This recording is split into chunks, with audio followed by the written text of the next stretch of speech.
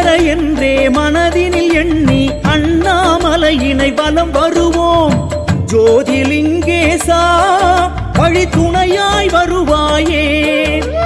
பௌர்ணமி வாரம் ராத்திரி நேரம் அண்ணாமலையினை வலம் வருவோம். ஆதிலிங்கேசா விழி அருளை பொழிவாயே.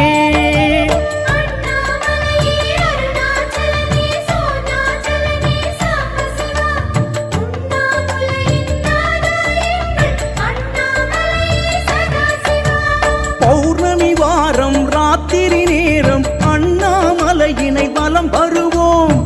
ஆதிலிங்கேசா வழி துணையா